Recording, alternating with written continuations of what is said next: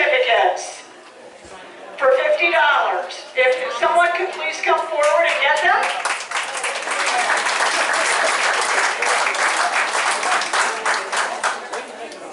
The second place team was the Morris team. So come on up. $25 gift certificates.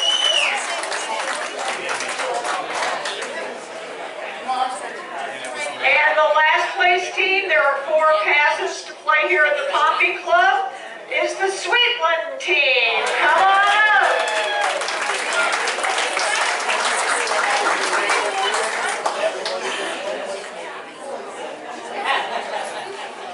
Then for the longest drive, a $25 gift card, Jim Rainbow.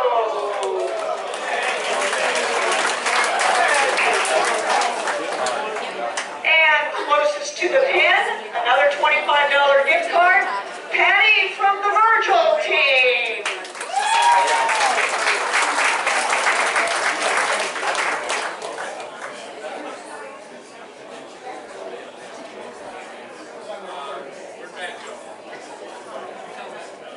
Matt Morris, please come forward.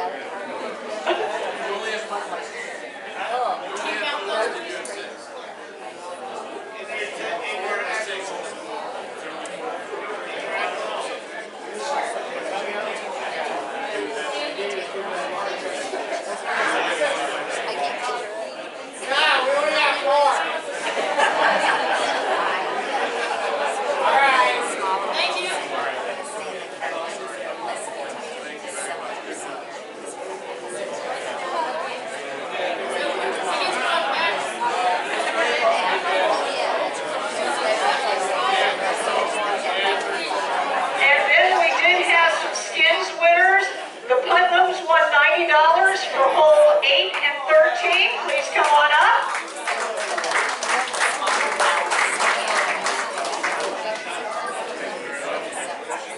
And the Rainbows won $45 for hole 16.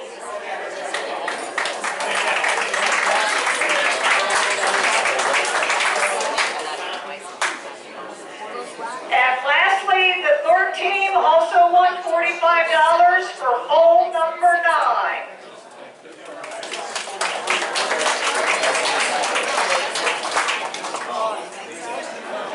And now we will announce the 50-50 winner for $134.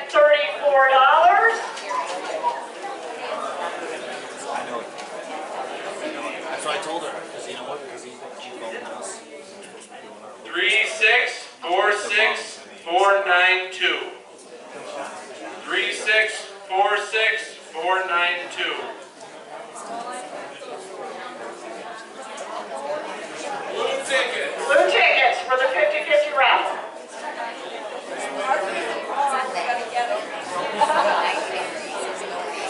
3646492. Going once. Going twice. Oh no, we got it! Our tickets are in the car we went to get. Redo. They may not be the right one, but it might be. Oh, okay, we will wait to see whether you have them or not. What we're going to do is announce the silent auction winners at the end of the ceremony because we would like to go ahead and get started. And the raffle winners for the where you put your ticket in the bags, you can claim at the end by simply going to that room and seeing if your ticket is attached to the paper bag. And so that will happen at the end of the ceremony. It is now time to start the induction ceremony itself. This is the second year for this event, but it is the first team inductions. I will be announcing the name of the team and its accomplishments, and then introduce the coach or spokesperson who will talk about the team and introduce the athletes, or we will have representatives for those athletes who will come up. And when everyone is up here, there will be a team picture. Okay, so we're going to make sure that each group has a picture. However, before we start, ladies and gentlemen, before we start, there will be athletes mentioned tonight who have passed away. So before we start announcing the teams, we're going to have a moment of silence to honor them. Please take this time to have a moment of silence.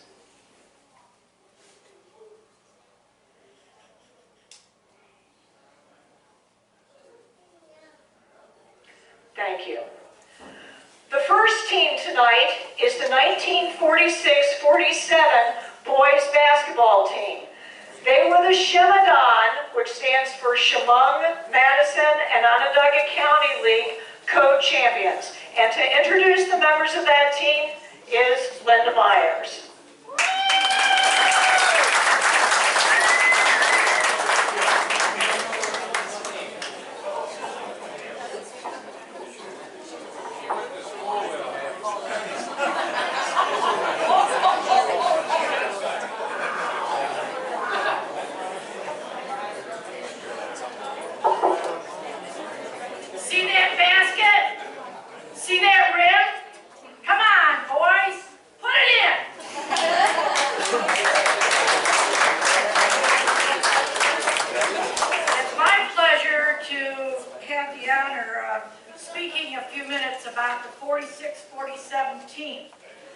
You can be rest assured that those boys, including my brother, would have been delighted that I was not their cheerleader at that time.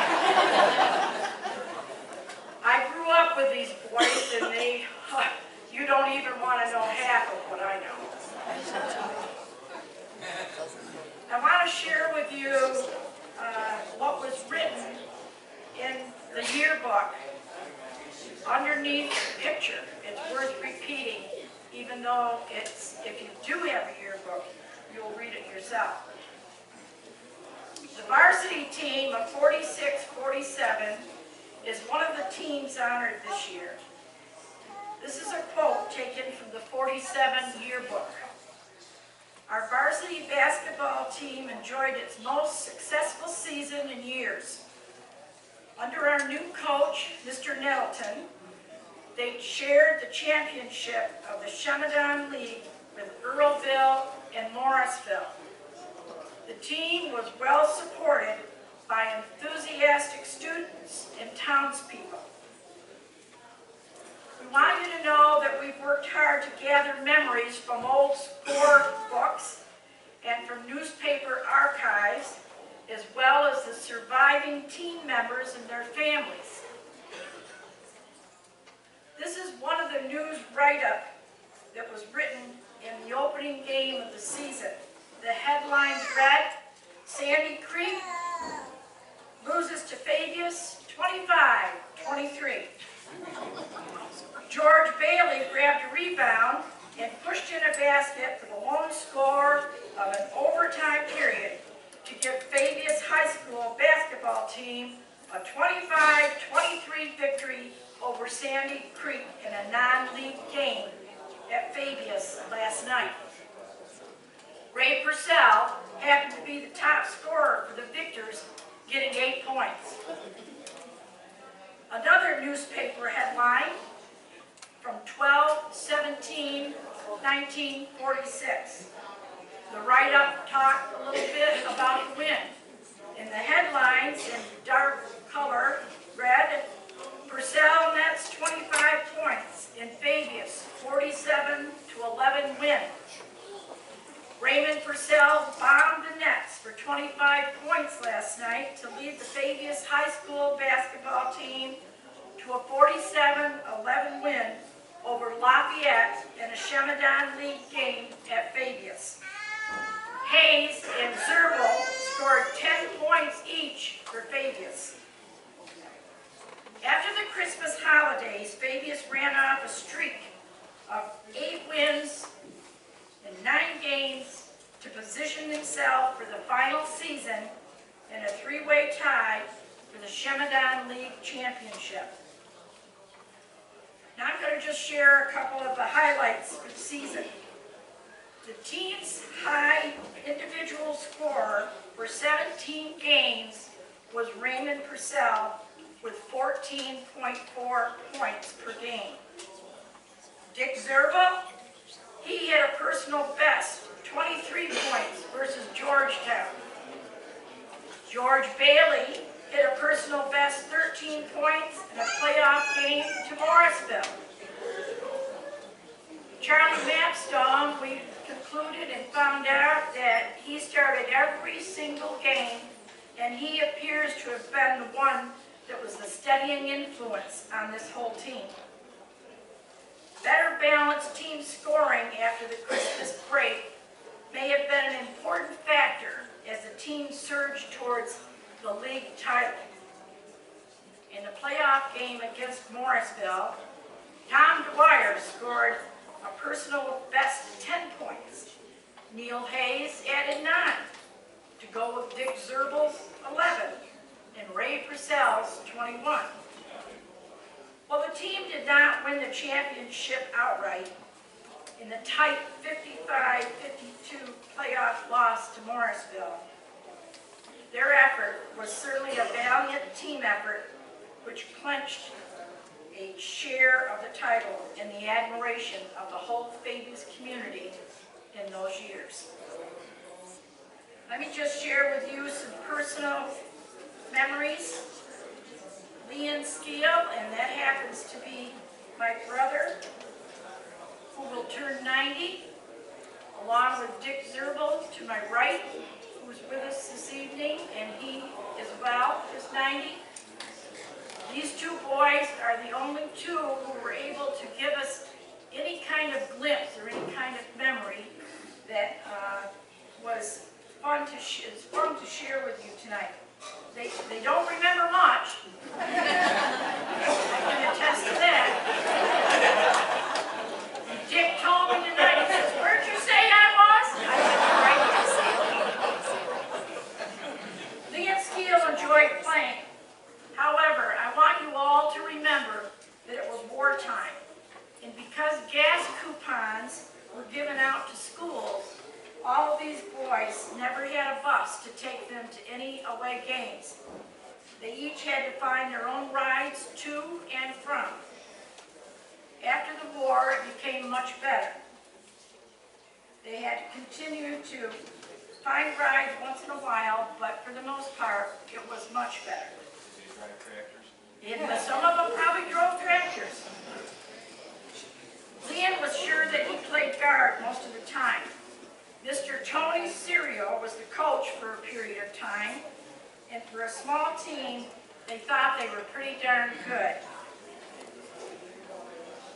Leon now has a grandson who plays basketball and will be graduating from a team in Oregon, and they are all Duck fans, but they follow SU very, very closely. My brother-in-law, Ken Alcott, remembers a little tiny bit, and he's still alive but unable to be here tonight. And he said, "Let me just tell you what happened to me. I moved up from JV for some playoff games to provide team depth. Having 6 to 7 players was a real big deal, and that happened not often. He does not remember playing very much, really, other than being on the JV team. When they moved him up, he felt strongly that he was pretty much a bench warmer for the varsity. However, we had to remind him that in one of the scorebooks, he did play a game against Morrisville, and they won." Grant Goodrich, or Sonny, who has passed on, was a key player along with Leon Skeel, making most games despite their responsibilities on the family farms. As with players, they all had to find their own rides to and from work. Shirley Heffernan Zerbel, who is with us tonight with her husband, she was a cheerleader. And she recalls a little bit about Jim Heffernan and her her information was delightful to hear. He liked playing basketball so much that he wanted to stay for another year. She had no idea how much he played, but she does remember that some nights he would stop at the farm to pick Leon up, and he'd say, "Come on, Scaly, let's go." He'd say, "Hello, Jim, sorry, I've got chores to do." But somehow, Leon managed to get the chores done and showed up to play with Jim. Others noted that Jim had some action during the season and also recalled that he really did like the game so much that he lobbied for a post-grad year so he could play more, and he did. Biff Purcell shared a lot of fun information about his dad. Comments were made over the years when he was talking to his son about the championship team. He said the team was always a humble bunch who never bragged about their success. But it was well recognized that they were very competitive, never ones to give up. This was likely one of the reasons they had such an inner drive that propelled them to the eventual league title. In one of the conversations with Biff, he mentioned that one of his uncles said that Ray retained the tenacity to the end with this team, and he had that tenacity whether it was weekend basketball, a game, or just going through day-to-day life. Always included was the right dose of good sportsmanship. Ray told his sons that he and his teammates were extremely proud of their Fabius roots. And we're here tonight to tell you that we're very proud, all of us from Fabius-Pompey, how well they did as well.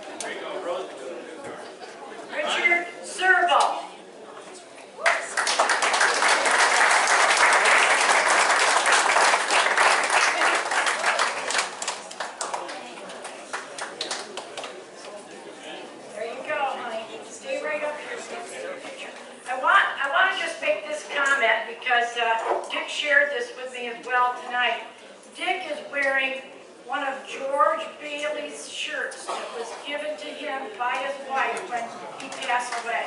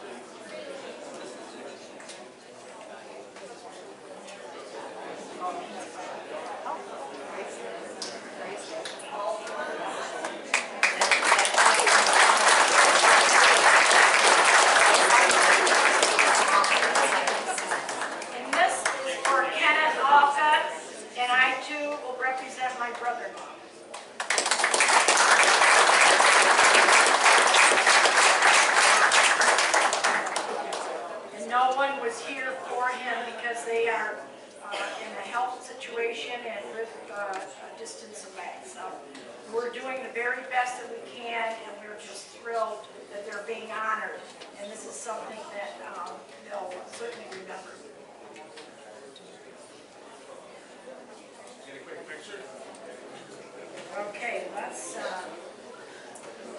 we have to hold these up.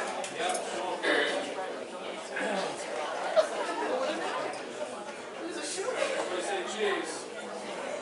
1, 2, 3, 4.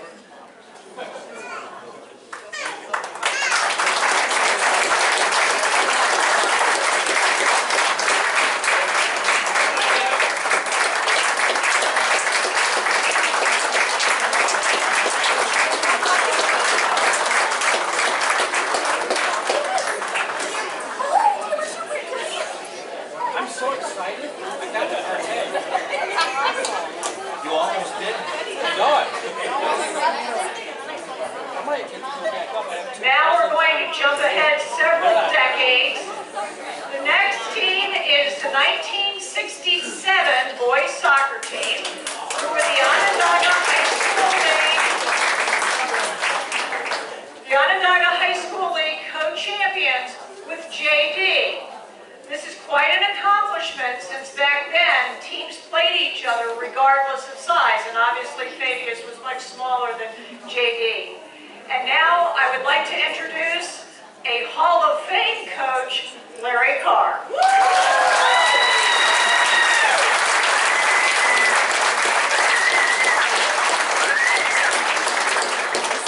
Thanks, Kim.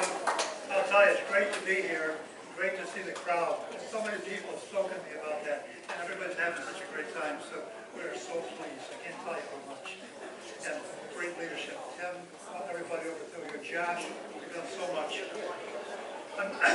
Relative to the 67 soccer team, I have to say thanks to Tom Pilcher. It's difficult sometimes when you go back that far to find the information you need to find. I went to find the scorebook, and Tim and I looked through the scorebooks at the school, and the only one missing was 67, and I don't have it. So anyways, Tommy was a great help, and he went. I had a contact with the Syracuse Post-Standard, went to the Post-Standard, went to the archives, and got some newspaper articles for us. And so with that, I've been able to piece together the season. And I think I can do enough of an overview so you get the picture. And that was the idea. So here I go. I'll keep my notes here just to make sure I don't miss something. But we'll get started just like I think about those folks that came in the fall of 1967. As I say here, in the warm summer days of 1967, that's okay, don't worry about it. Soccer balls were being kicked around on the Fabius School soccer field. Well, I did say that if I wasn't there and I couldn't get a ball for you, go over to the Kogas and you can check them out over there.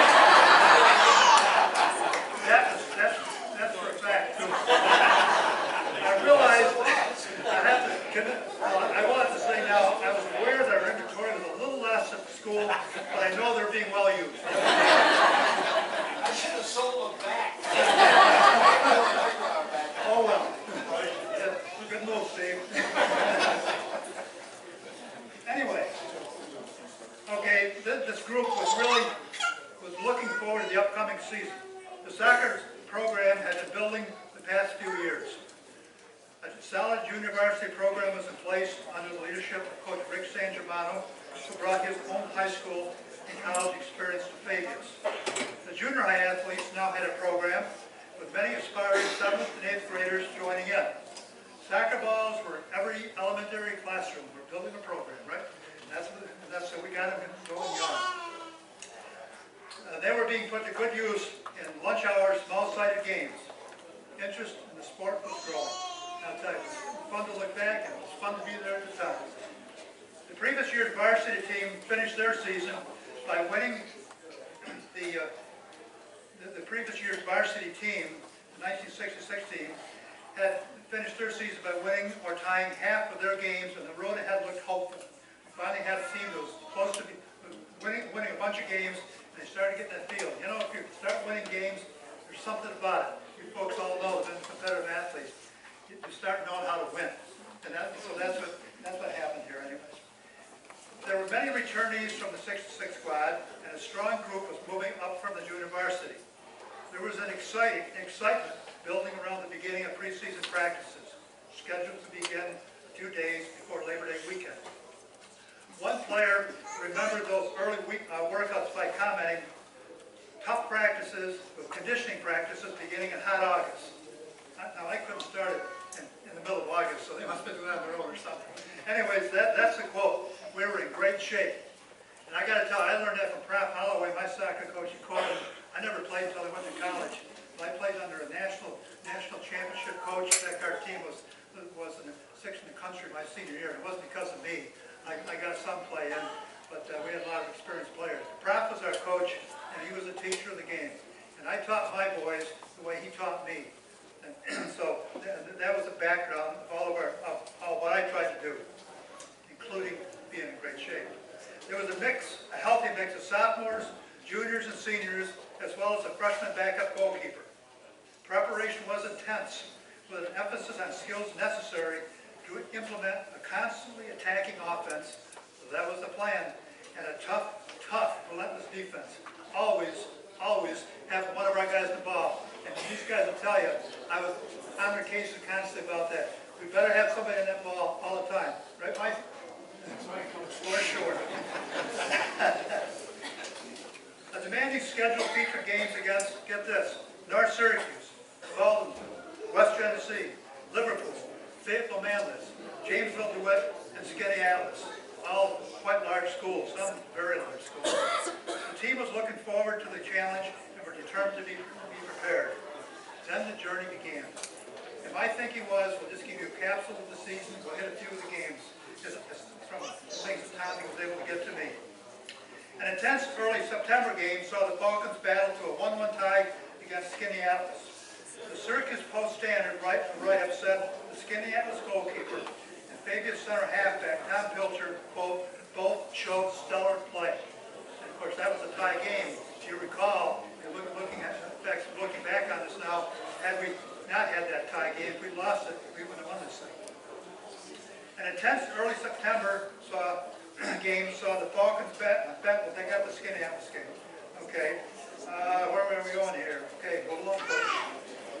It is noteworthy also in that game that Bob Frazee was assigned to the Lakers' top scorer, and he shut him down. Nothing. 4 days later, the fired-up Fabius squad played host to North Syracuse. I believe they were one of the largest school in the area at that time. The Falcons took exception. I heard some of the comments. Took exception to some of the pregame comments by the visitors. Game time, a withering attack, and stifling defense sent the North Syracuse team home with a 6-1 loss after their visit to Fabius. The Falcons racked up 2 more victories as they moved through September and began October with a 2-0 non-league victory over Syracuse Corcoran. The Falcons gained momentum as they scored victories over FM, consecutive victories over FM, Baldwin, West Genesee, Liverpool during the first 2 weeks in October. Big games. Then a setback, their first loss of the season against unbeaten Jamesville DeWitt. However, the resilient Falcons quickly bounced back with a convincing 3-0 win against Skinny Atlas. This set up a rematch with unbeaten JD, who was 8-0-1 in the league, while Fabius was 7-1-1.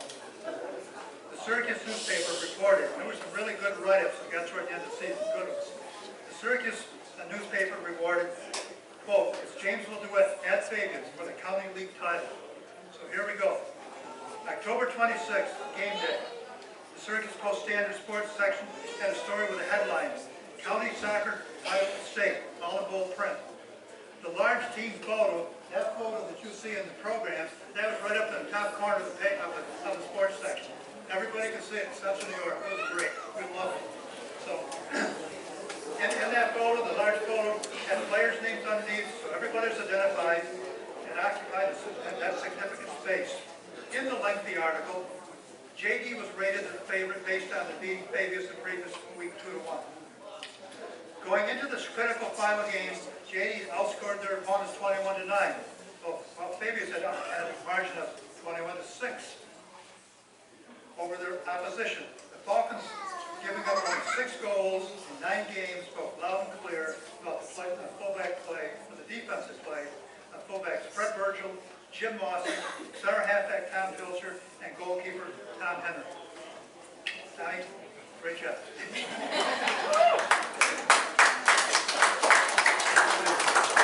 A very effective offense was paced by Ron Rainbow with 7 goals, while Doug Putnam and Kevin Hickey netted 5 each. Exchange student Julio Lopez had moved into a starting role at an inside position after Bob Kazie's serious lower leg injury ended his season. Fleet Mike Smith. They all talked about Fleet Mike Smith.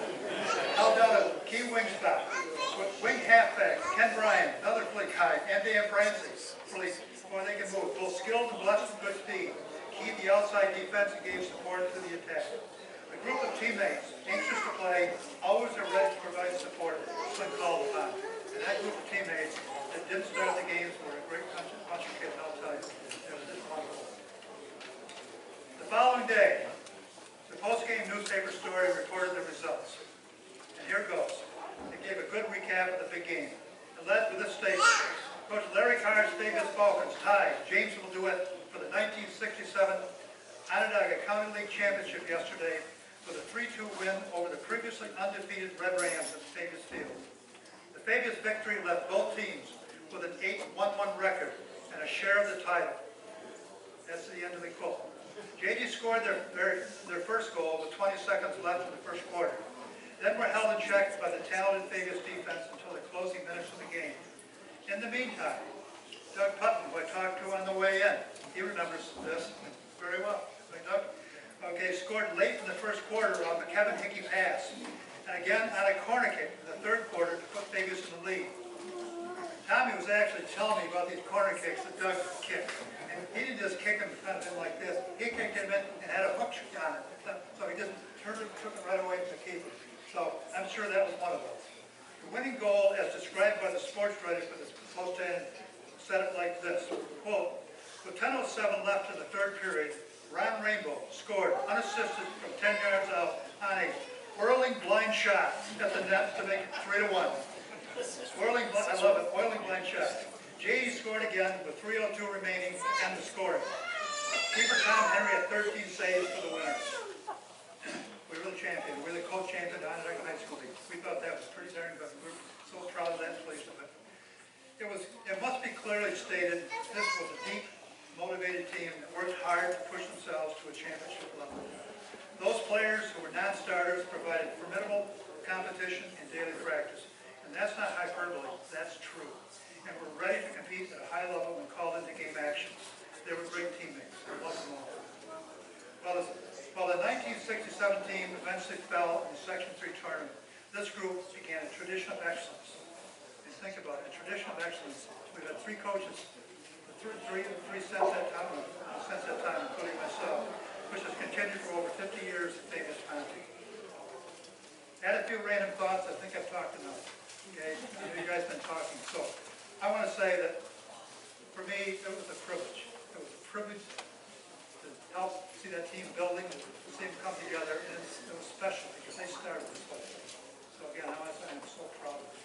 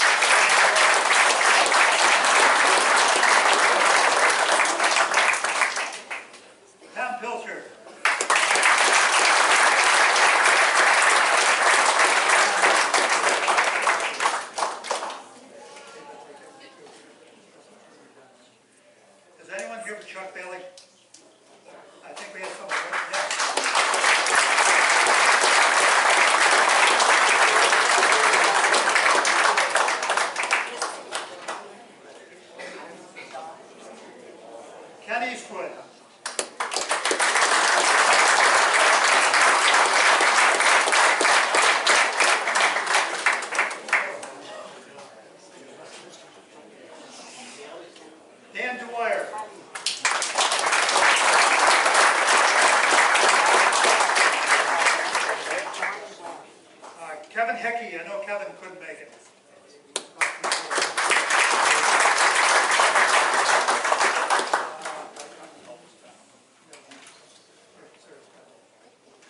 Mick Francie.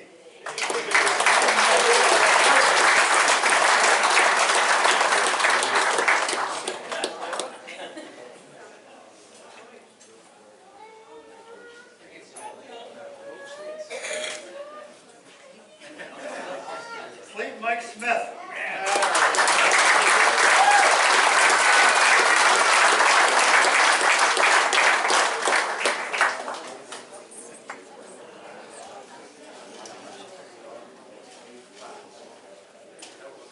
Brad Virgil.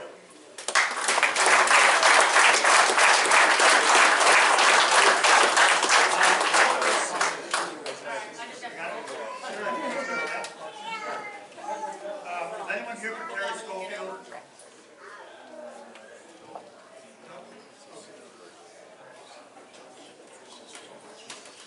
Peter Lonnie. I know that Mills did.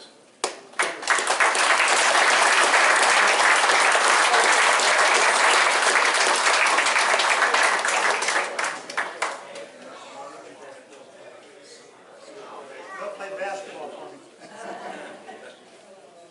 Tom Henry.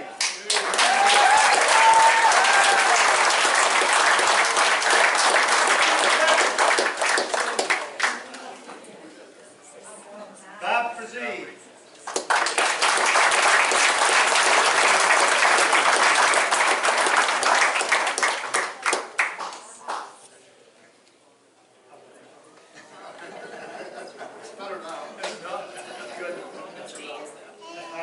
Anyone here for Gene Butler?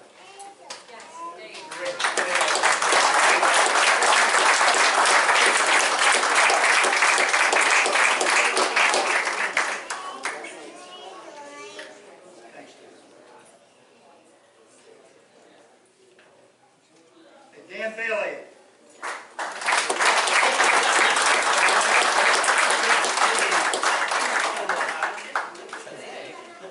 Peter Doran.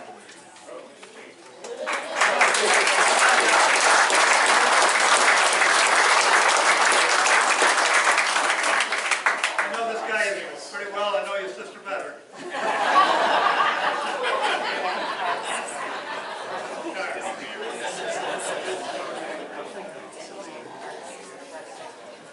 Jim Lawson.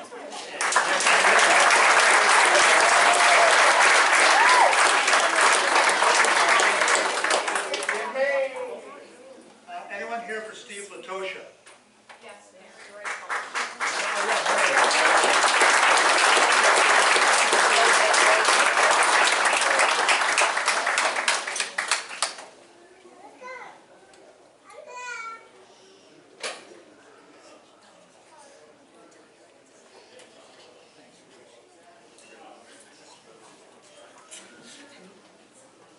Ken Bryant.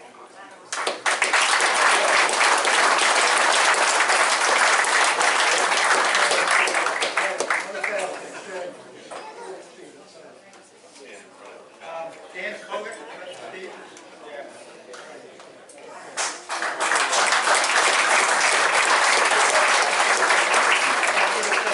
Dan Kovic. Yes. Okay. Ron Shedlock.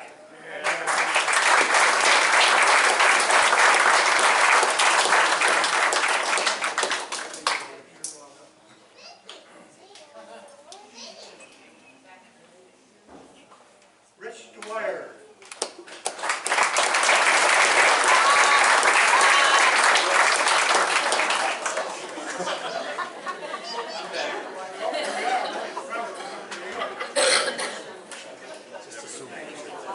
Kevin Hurley.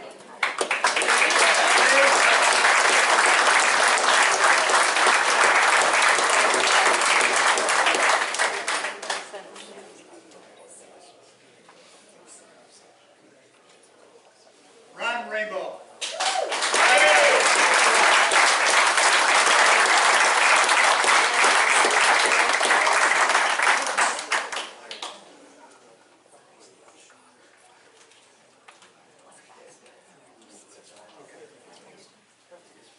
And of course, Mr. Larry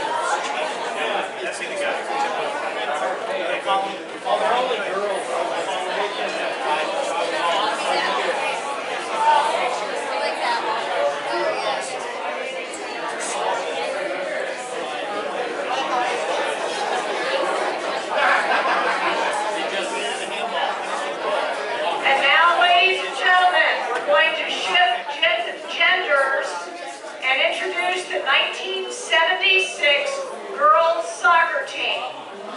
They were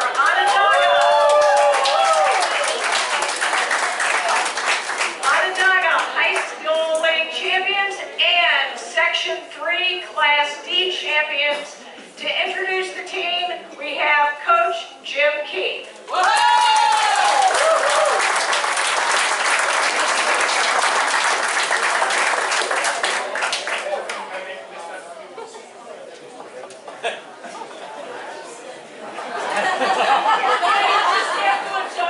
If you look at the picture, I had check pants.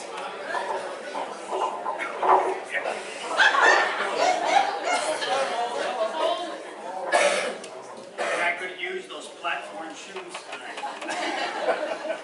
So, I came here in 1973 to teach Emerson physics. And because I had played soccer, they thought it'd be a good idea to get me to try to help coach. So I worked with the junior high boys that year.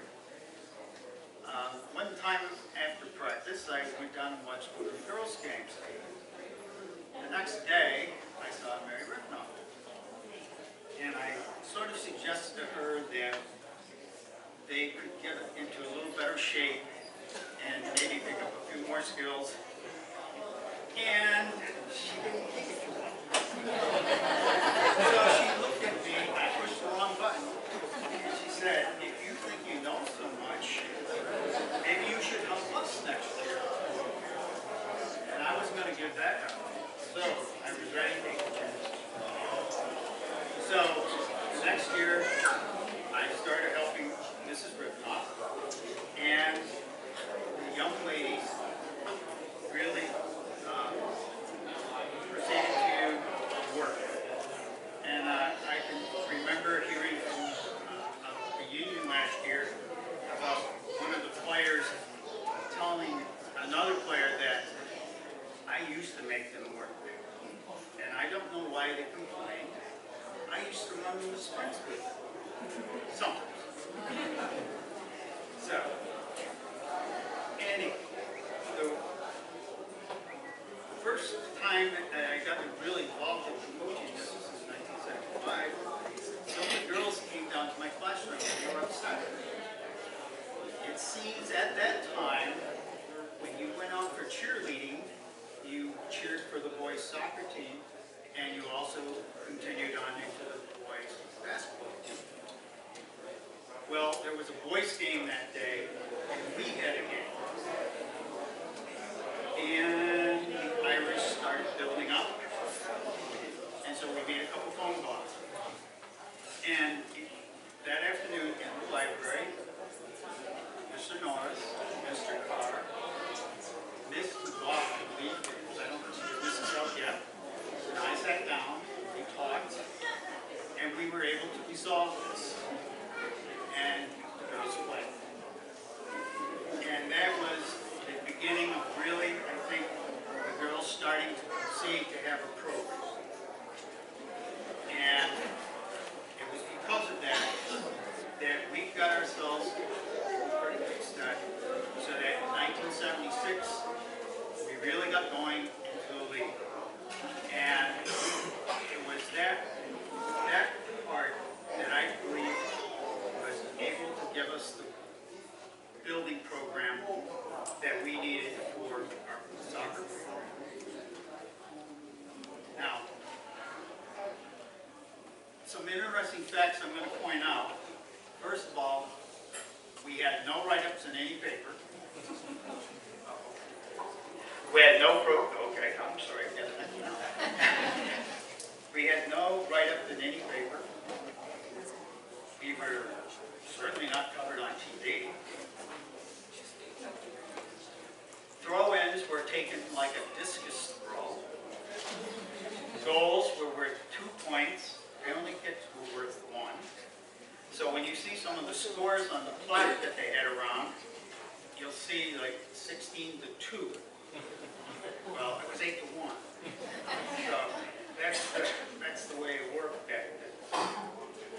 So one good thing I can say is that the girls worked very hard. They built a program for people to follow, and I'm very proud of that. And I like to be brief and to the point, and so with that, I will say I would be glad to have my team come up with it.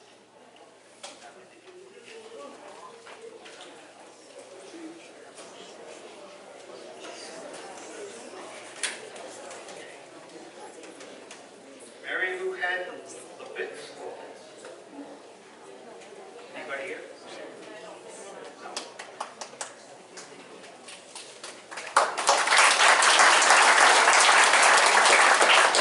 Sherry Brown Malone.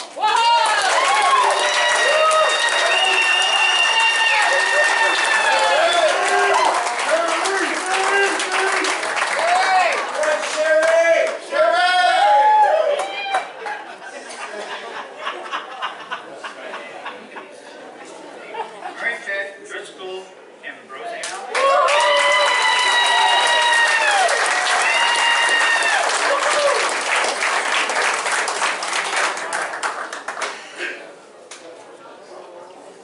Tamara Shoebridge.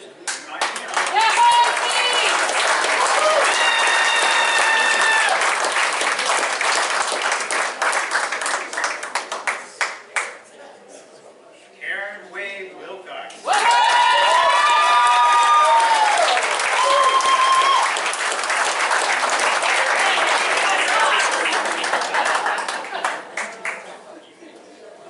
Valerie Marty Jackson.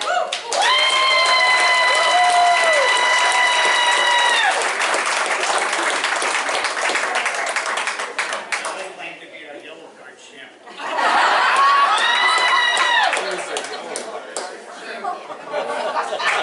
Amy Bryant.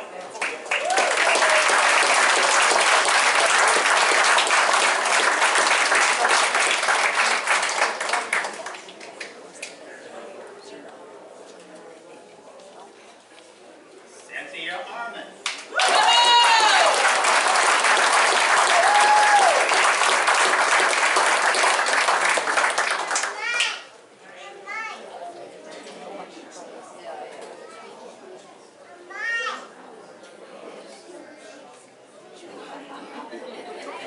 This is one of the benefits.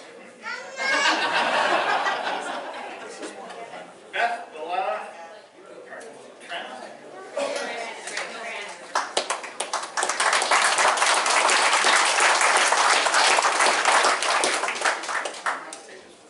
Kathy Wayne Costello.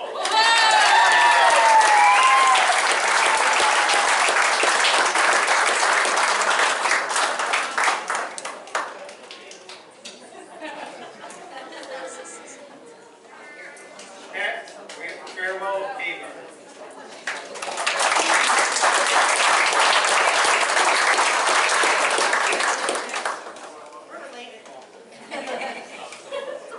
Vanessa Gardner Wow.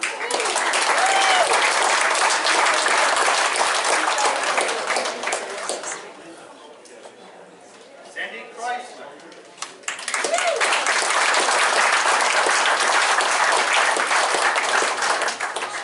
Diane Tiley Kogan.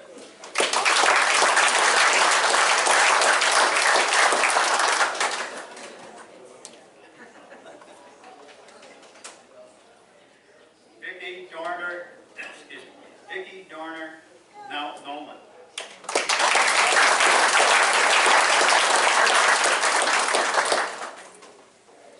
Terry Valletta Foster.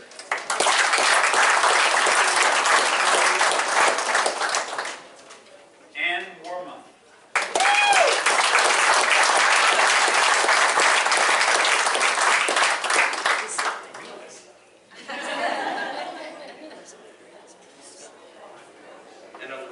Mr. Jim Keefe for being with us.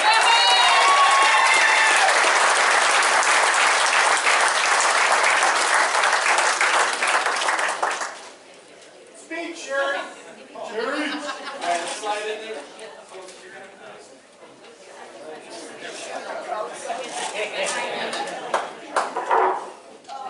Yes, dirt. 1, 2, 3. Speak, Sherry.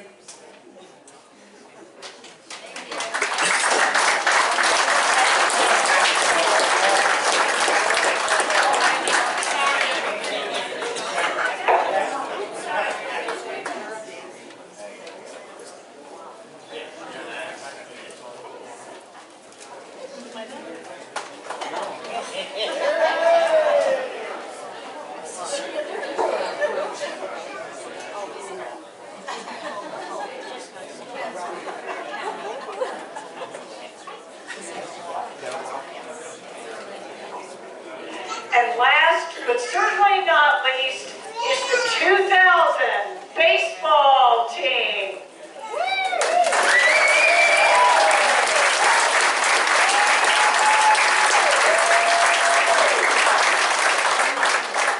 This team was Onondaga High School Patriot League champions, Section 3 Class D champions, regional champions, and state champions.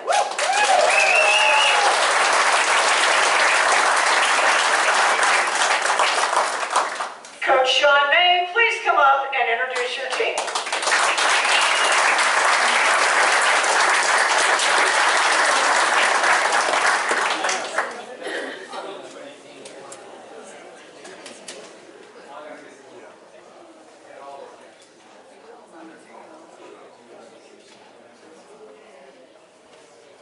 All right, I'd like to start off a little bit with when I first got here 26 years ago. I grew up in Liverpool and in Syracuse, and my mom was a short little Italian lady from Italy. My dad was a big Scottish-German guy from Connecticut. And my mom saw me play 3 times. Once when I was in high school, once in college, and once in youth ball. And the one time she came, she fell asleep in the car. But with that, my parents, loved us so much. And baseball, sports, that wasn't a big deal. It was, were you healthy? And were you around good people? And when I first came here, that was the first thing my mom said. What is it like? I mean, she grew up in Syracuse, a little bit in New York City, and I go, the people are great. And when I think of Fabius and hearing the coaches talk, I think of one of my favorite lines is iron sharpens iron. And it comes to mind when I think of the 2000 state championship team, and one of the things that was so important is with my parents were surround yourself with great people and great things happen. And there's a lot of great people here, and definitely don't have enough time to talk about all that, but it was special. We were fortunate to have, me to have and the players to have role models, parents, friends during the 2000 season, but just as important, it was the building years before that. It started with great coaching and leadership. For me, I didn't know how to coach. I knew baseball, but Coach Norris, Coach Carr, and Coach Danaher, they were my role models. They were the standard how to coach high school athletes. And so I learned from them, and I learned from the parents here at Fabius. Play hard, do your job, and be prepared. So I know for a fact I learned so much from them that their legacy continues, and from back in the 40s to your team in the 67, it continues with the coaching we have here now with Tim with baseball and Coach Virgil and all the other coaches. But the state championship wouldn't happen without them. Iron sharpens iron. Secondly, but equally as important, it would not have happened, and maybe the most important thing, without the parents. playing catch, driving you to the games, buying your equipment, watching you and support. The support we have for the baseball team, I was always amazed. I had some friends come and watch from Liverpool and Syracuse to our games, and they were always amazed how many people were here. It was incredible, and I always thought it was such a blessing. I could go to games and it was like, man, that's so cool. It was like old-time baseball, and every parent helped in some way. Whether they fundraised or if they're working 2 jobs, they did whatever they could to help. And for me, they were in the forefront because they were willing to give up their time. They had a little extra time, and they made time. Was Bob Virgil. I mean, the conversations we had on the phone when I first got here, and his time teaching the Delphi boys and letting them beat up his yard and all that. And Craig Spicer. Craig, the hours he spent on the field and coaching the kids in the summer. And then, of course, Mike Barlow, again, another coach that kind of taught me how to coach and gave a lot of the time for these guys. Again, the state championship would not have happened without them. Thirdly, but just as important, it would not have happened without the leadership of the past teams. And I'm thinking about tonight, thinking about the hours that were spent by the other players, just kind of buying into what we were trying to do. The 98 team, I think Nate Bliss and Mike Schick and Brian Porter, you going over to, Nick Pelkey or RJ Fetzner's house and trying to survive out of Mike Schick's house. You guys were helping. But those guys, and Matt Gleason, they were the first team to go to the Final Four. You guys were on that team, and Timmy was on that team too. And then the 99 team with Chris Barlow, James Hotelin, Smooth Swing, Bobby Carpenter, John Kinney, and Eddie Tonight. Without those guys, there's not a state championship. And then, of course, Coach Virgil, who played for me, and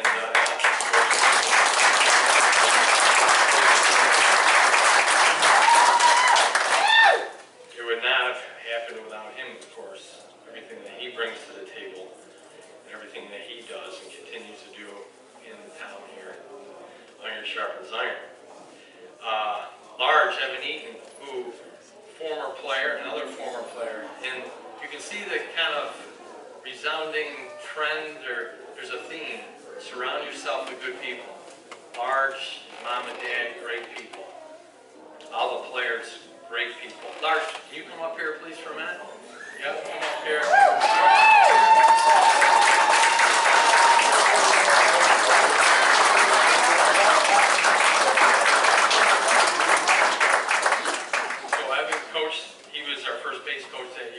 Great job he did. A great man. Stay right up here. No, you stay right here. That's his rules. You're bigger than me, but stay here. And lastly, and most importantly, there's so many great games and all that, and maybe someday we'll talk about each game in every second. But the players, you're the ones that made the decision to stick it out and go for it and make sacrifices and work hard. But it's almost, when I look back on that team that won that championship, they're undefeated. But there was you always, when you have a lot of great people around you, it's almost like people are just pushing you. You don't even realize they're pushing you, and they're rooting for you, and you do things that you normally don't do. The first player, and I believe he's not here, is Bill Orty. Bill Orty was a team manager and a player, and for me personally, Bill, he never played baseball. He didn't have, his parents couldn't take him to games. I'm not going to explain his life story, but he didn't have the opportunity that a lot of us had. And the way the players on the team embraced him, I remember the first day I told him he was going to get a pinch hit, and it was probably the 10th game of the season. and he sprinted home and tell his dad. He was so excited. But the way the players treated him, that's just as important as the state championship. So Bill Orty, wherever he is.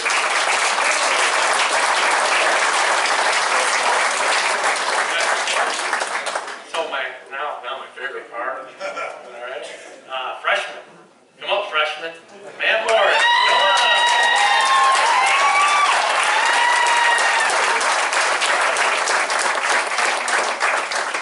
Oh, that's a freshman over here. To my right, to my right. All right, great smile, and you know the one thing, you know, Duke enjoys great parents, but the smile and the enthusiasm, and of course the patented Morris laugh, you can't beat it. He scored 2 runs in the state championship game, played third base for us, that ended up playing shortstop, went to college and played college ball. And I don't want to get into all the college players, but on this team, every one of them could play college baseball because they had college coaches all wanted them. And I think 10 out of 13 ended up playing college baseball. And probably, so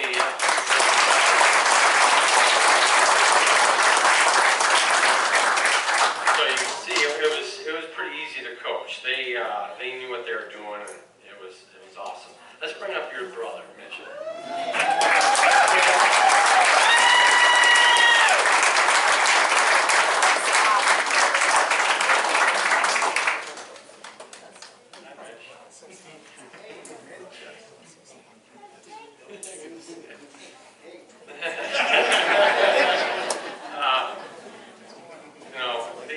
Mitch was our center fielder that year. He had 2 RBIs in that state championship game. So both of them combined, they contributed 4 of the runs at some point in some way. And again, he played in college, and the games that he had, and actually these 2 guys ended up winning another state title in 2003. So we'll get talk about a little bit more then. But would you? Yeah. Would you like to say anything? Favorite memory going on? All right, if it comes to you, let us know. All right, we're gonna talk about the sophomores. All right, let's bring up our farm kid, Rob Kinney. Is Rob here tonight? Rob couldn't make it. Oh boy. Well, Rob, what we did with Rob, you know, Rob, the sophomores, all 3 of them, they sacrificed a lot because we had, you know, our juniors and our seniors back, and they knew the playing time was going to be minimal. But they took on the sacrifice, but we needed them to pitch, and Rob did an amazing job pitching. They have the big Kinney farm, and farming was big in the spring, and we were able to work that out with them, and it was awesome to have a Rob on the team, and he was critical to that success of the team. Rob Kinney.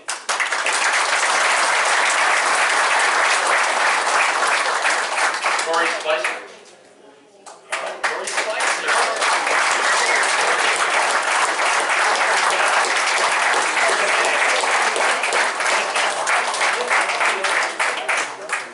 Great to see you, man. Great to see you. Yeah, sophomores to freshmen. Yeah. All right, good. Corey ended up pitching in Union College, but he pitched for us. He was 2-0 that year as a sophomore. Robert was 2-0 also. He had like a 2.6 ERA. He had a RBI in the state semi game, and he pitched a scoreless inning in that game, and unbelievable attitude. Had a great career for us at Fabius. Thanks for coming, Corey.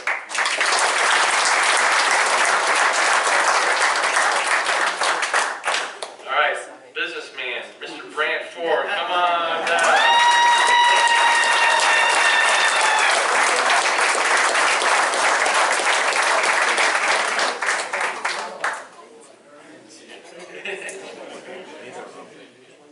Brant, you know, these super sophomores, they had super freshmen, we had super everything here. It was just, we had a team all together.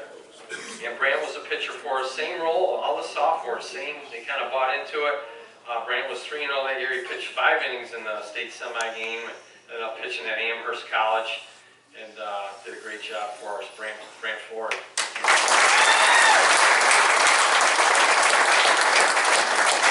Favorite sophomores before I go into juniors. Favorite memory from the sophomores? Favorite memory? I remember after we won the state champion, to your point, Coach, the whole bus chanting Bill O'Reilly. Yes, thank you, thank you, thank you. Good memory. All right, let's go with the juniors. All right, how about our new athletic director? New varsity baseball coach, Tim Wilcox.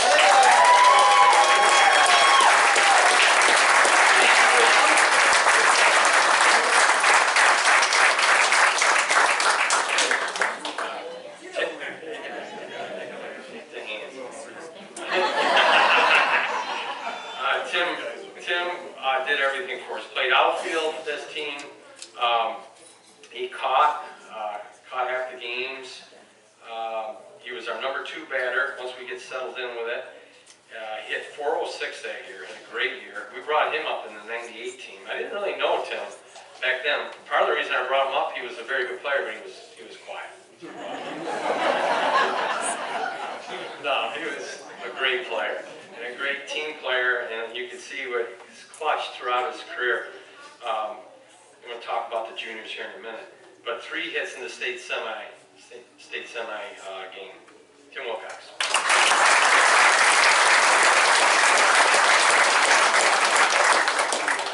Let's bring up Mr. Matt Crossman.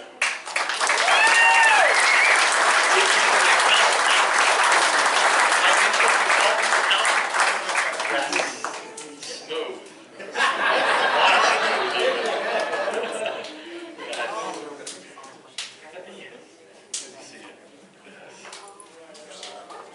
Matt was a great player for us. He was our leadoff batter. He started off all over, but by the end of the year, he was our leadoff batter. He was 4 for 7 on the state championship day. I was looking at the book. He scored 6 runs that day, both games. He played second base and left field. When he was taking ground balls during practice, when he was taking ground balls with Mike Schick, I had to make sure he didn't get too many ground balls with him. Mike was always competing with him, but that made them both better. Aaron Schefter's iron. Matt Crossman, great.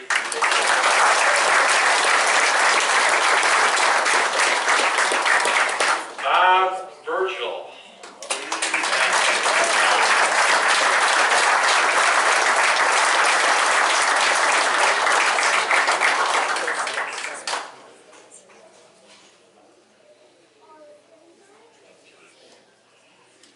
Bob was our first baseman. He did not make an error in 115 chances all season.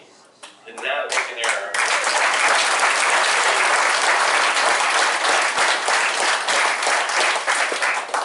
He hit .450 that year, and he was officially my first bat boy ever.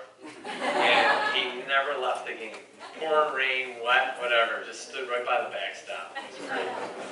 Bob was a great player. Thanks, Bob.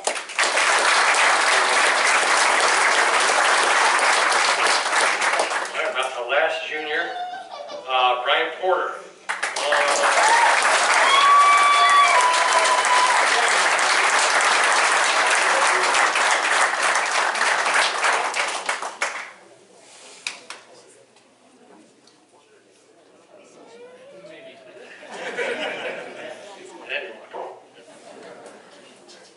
Father of 4 girls, is that correct? 3 girls. 3 girls.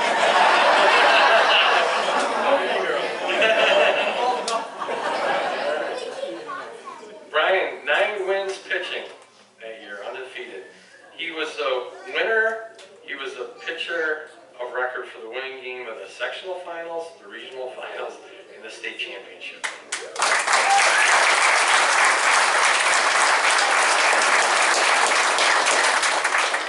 He hit .464 that year also. The sophomores, the sophomores combined, I think you guys won like three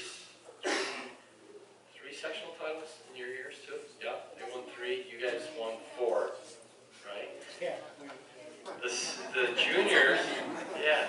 The juniors won 3, but you guys only lost who lost the least amount? You won like 60 games and only had like 3 losses. So definitely you beat that one. The iron sharpens iron to compete. But it was incredible. The juniors, amazing. All right, the seniors. Jed Smith. Jed Smith here.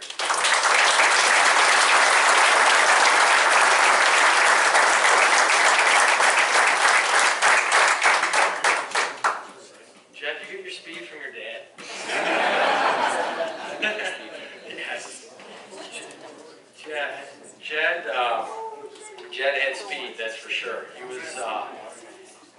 Jed was a big player for us his whole years at Fabius. His senior year, actually, the love of hockey kind of took a grip of him. But someone like that, you never want to lose. So we begged and pleaded, and he hung around with us, and he stayed with us. And I'm glad he did. In the state semifinal game, he had 4 hits in the state semifinal game.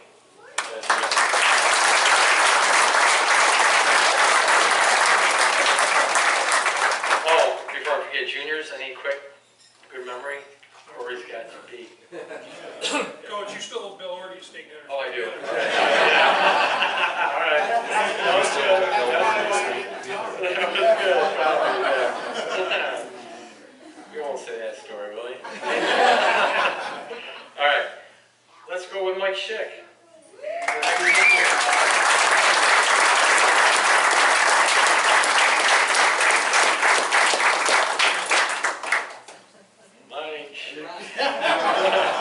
The first time I met Mike Schick, I was substitute teaching Mrs. Estridge's class, and I kicked him out of class. We were doing a marble experiment, and the marbles were flying all over the classroom. And actually dodgeball was ended because of Mike Schick. Because we were taking him down. But Mike, what a teammate. And one of the things I love is if you're gonna go down a dark alley, you want to make sure you got guys that aren't going to run away. And Mike Schick and all these guys will not run away. And those are the kind of teams you want. Mike was a great leader for us. He was a battler. He was our catcher. Him and Timmy switched off at catching. And Mike would play second base, and Crossman would rotate outfield in second. His catching in the playoffs was just phenomenal. Caught both games in the state championship, didn't he, that heat. Now we're border control. You're in charge of, am I allowed to say that? Government-wise? It stays here in Fabius. Don't worry, don't leave that word. But this guy is amazing. He works for our country, and he's an amazing person.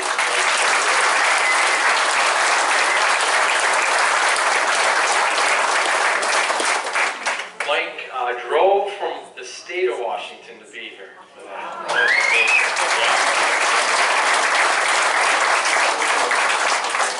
He played at Monroe Community College, where I used to play for a few years, and then he played at Corwin State. He hit .479 when he was here with us the senior year, and on and on. And just thank you, Mike, for playing for us. Thank you for being such a leader for these guys, and great having you. Mr. Nathan Bliss, last senior.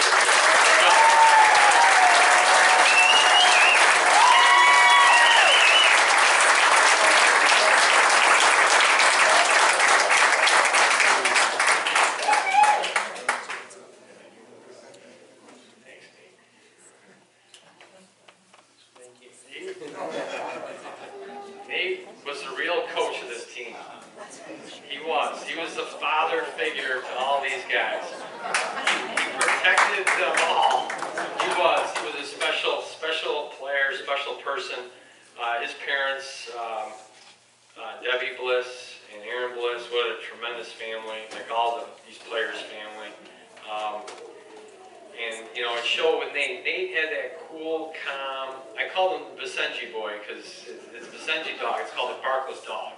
I called him that because he was always standing next to me when he was younger and smaller. And the next thing you know, he's up to here. But he played shortstop for us, and he he was just so calm and cool. Like that, you know, the 2-run homer against Rome Catholic in that playoff game. We were down by a run, and boom, he hits it over the fence up in Watertown.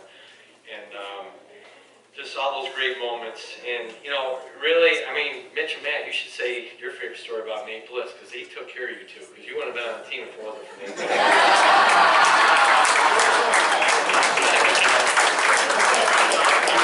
I'm kidding. If it wasn't for your mom and dad, you would have.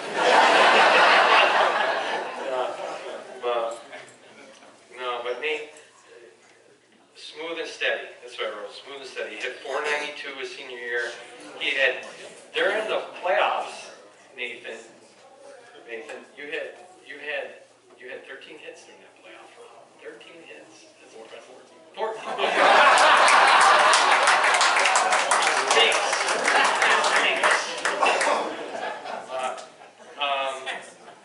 You know, I truly mean it for myself. You know, my family, I will speak for my family. There was 5 of us. And Fabius from afar has meant a lot to my family. And my family is very important to me. Family comes first. And that's what I've always endeared me of Fabius, is the people here. And that's why you keep on winning, and that's why you have great people. And, you know, thanks Coach Carr for hiring me many years ago. Appreciate it.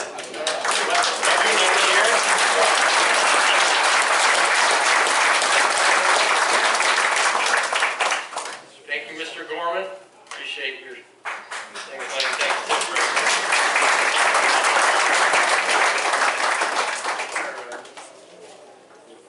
I just want to award the coaches with their certificates. Mr. Evan Eaton.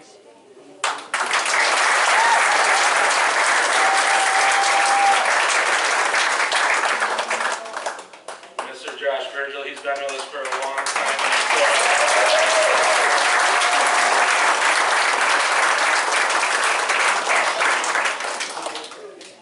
And the last one, I know he's not going to take too much credit, but I will say all these guys would probably agree that if he told us to jump off a bridge, we would have done it.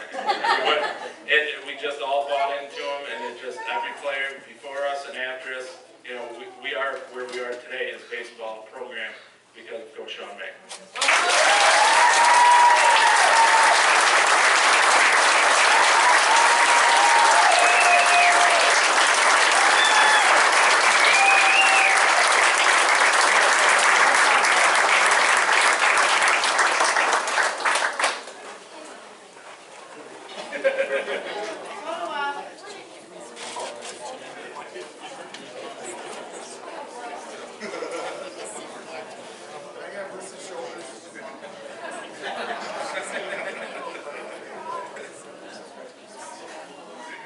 Joey, get my good side. I'm over.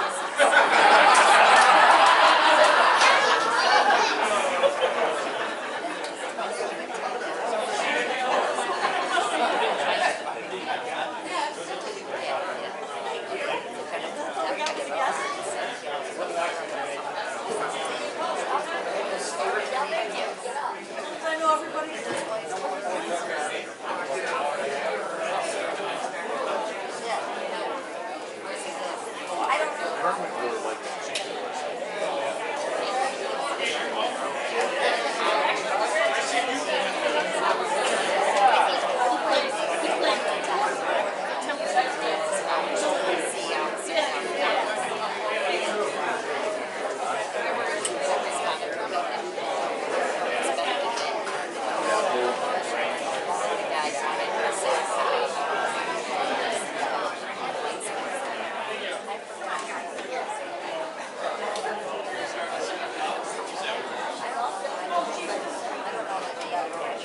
Okay, ladies and gentlemen, before we have the closing words, we do want to see if we have a winner for the 50-50.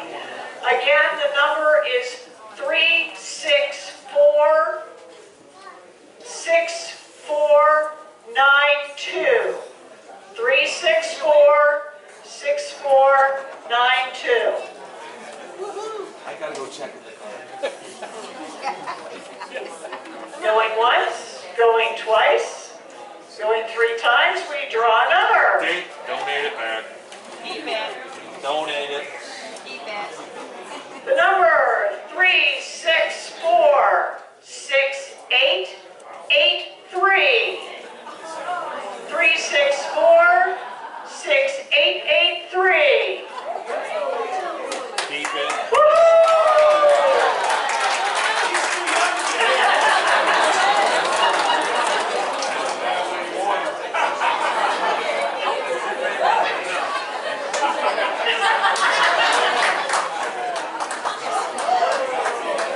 Okay, and again, before the closing part of the ceremony, we would like to indicate the winners of the silent auction.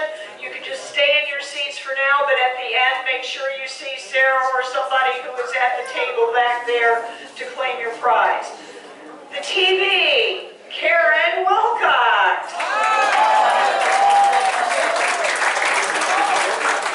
The coffee table, Susie Virgil.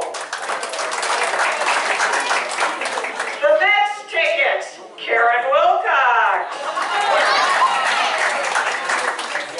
The Falcons cornhole, Tim Rainbow. The Pompey Club passes, Craig Francie. The restaurant gift basket, Josh Taylor. The 1911 basket, Betty DeLuna. The coat rack, Stan Gorman. The Maribou weekend, Brad Ford. The Fireball Jägermeister, Josh Taylor.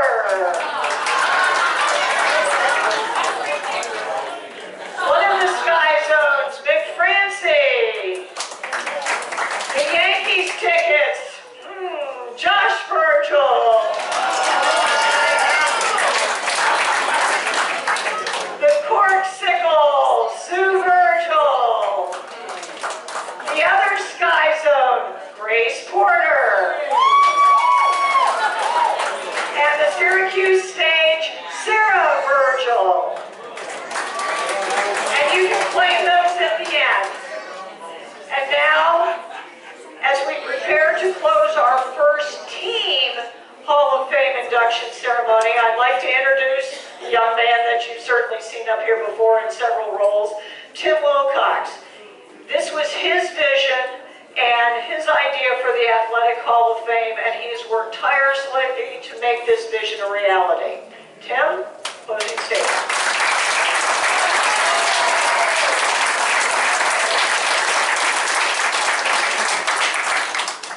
Thank you very much. First off, I'd like to thank everyone for coming tonight. It was a very special night. I'll be honest, when I first envisioned this Hall of Fame, I didn't realize what it was going to take here. It was a much bigger project than I had envisioned, and there was no way we'd be here tonight without the help of many. Please forgive me if I forget anybody, but I'd like to thank all of our whole sponsors, all of our raffle donations. A huge thank you to our silver sponsors, Syracuse Glass Company and MJD Associates of CMI. I was sweating a little bit on how this was really going to get paid for with all the people that we're inviting, but with those two big silver sponsors, that put us to where we needed to be. So I was very grateful for those two. All of our golfers, pen and trophies, the beautiful plaques that we had that were displayed. Hopefully everybody got to see them. If not, they're on the table out there. Ed Dowd's sports marketing class for the nice PowerPoint presentation we had on the TV out there. Ty Kobleski for the music and the pictures. Stan Gorman and the Pompey Club and their staff for their wonderful hospitality.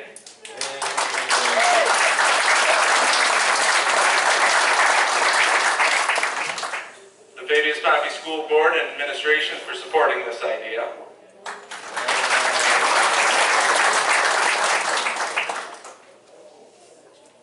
Sports boosters for the help in funding this if I didn't get enough money.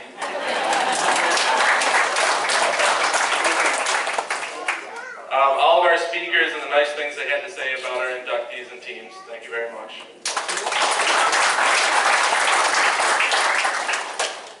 A very special thank you to our committee, Ben Needham, Sarah Virgil, Josh Virgil, Kim Buchanan, Lois Haas, Mike Mike Danaher, Walt Norris, Larry Carr, and Karen Wilcox.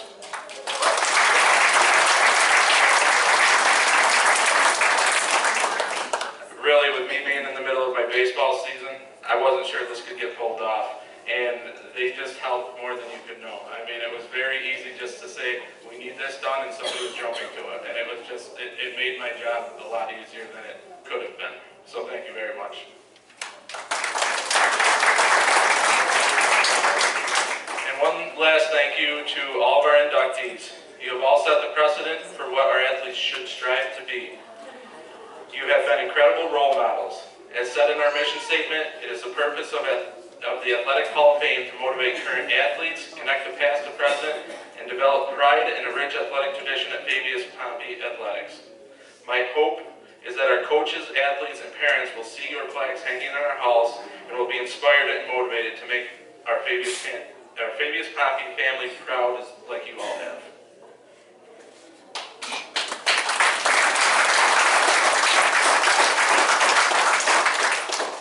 I would like to say thank you to everyone for coming tonight and have a wonderful evening. And can I have one more round of applause for the Fabius-Pompey Athletic Hall of Fame class of 2019?